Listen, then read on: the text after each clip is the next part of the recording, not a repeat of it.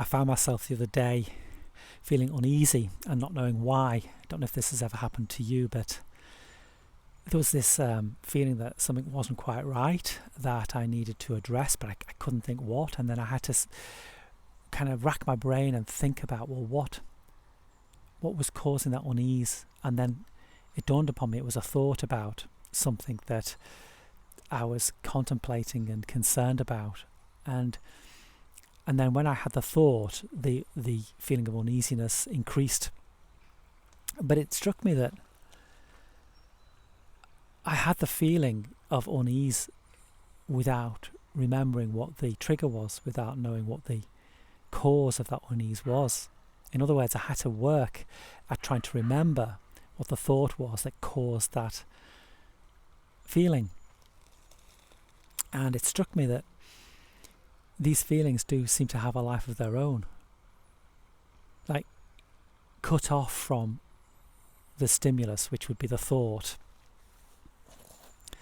something potentially that is not the way I would like it to be, that is difficult to resolve, that is painful. And I'm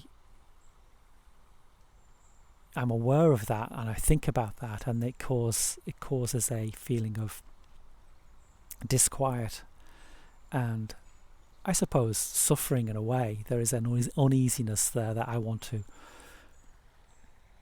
reconcile, but I realise that there doesn't seem to be any way of reconciling that.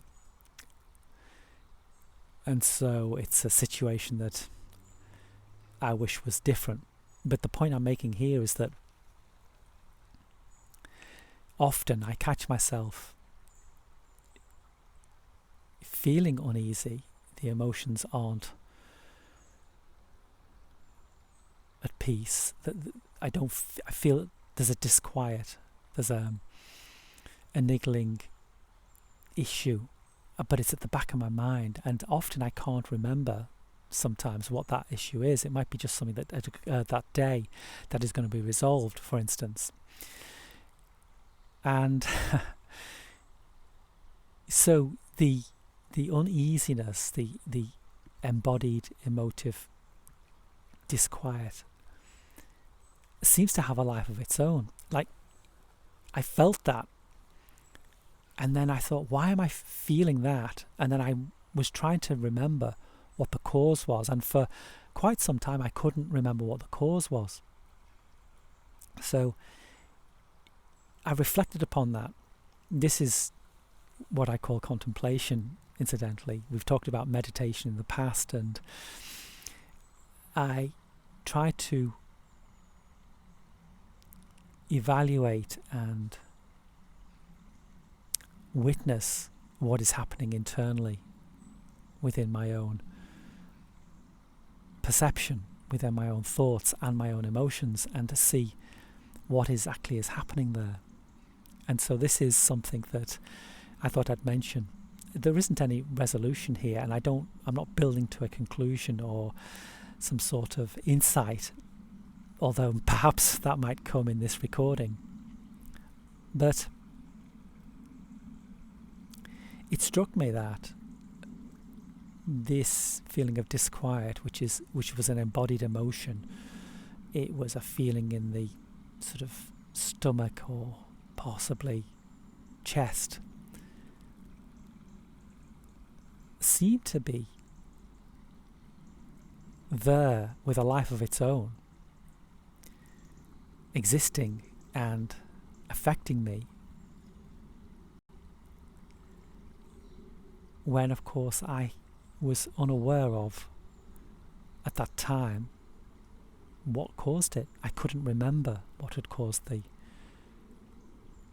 that feeling. I couldn't remember the trigger, the thought, the situation that caused it.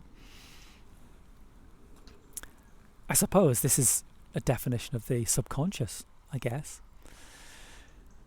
That part of us that we are unaware of, the subconscious mind that drops beneath our awareness but still affects us physically and emotionally. I guess that's pointing to that fact.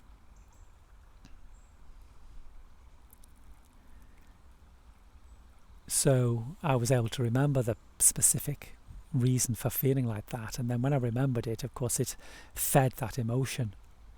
I felt it stronger. And of course then we can practice mindfulness at that point. We can recognize the story of ourselves, the illusion of me. We can go into the Advaita Vedanta perspective of non-duality and fall deep within and find that place of stillness that exists beneath the story of me. It's not easy to do that, of course, when the emotions are gripping you and you feel that uneasiness. Perhaps it's a little bit easier when you recognize the trigger, but of course so much of our lives are driven by the subconscious process, and so we just feel things and we have a vague idea of what caused it, but it's the feelings that drive us. And so in my contemplation, I am now looking at the emotion that is embodied within me and seeing if I can step back and see through that, which is harder in a way because it's the proverbial horse has left the stable. The emotion is already there. The hormones and the chemicals are racing through my body in a way that I am a victim of rather than I am in control of. But even there, in that emotive feeling, I believe there is space to sit and recognize what is happening, perhaps an acceptance of what is happening and feeling it fully and wholly, even without going back into the intellectual mind and the thoughts that triggered that feeling. Sometimes you can't find those thoughts, and so you sit with the disquiet, the uncomfortable feeling, the embodied sense of something being wrong or needing to be addressed or put right. And so that is a contemplative exercise, actually tackling the emotion itself rather than an intellectual exercise where we recognize the thoughts that arise and separate from those thoughts. It is harder because we are dealing, I suppose, with subconscious processes here that don't lend themselves to investigation. They are just embodied and a way of being and feeling. But I will continue to investigate and contemplate even those emotive reactions, even when they're not associated with a specific thought. I'll keep trying to see them from this other witness perspective and report back. If you like the content, leave a thumbs up, do comment, and if you haven't subscribed, then click the subscribe button at the end of the video. Thank you.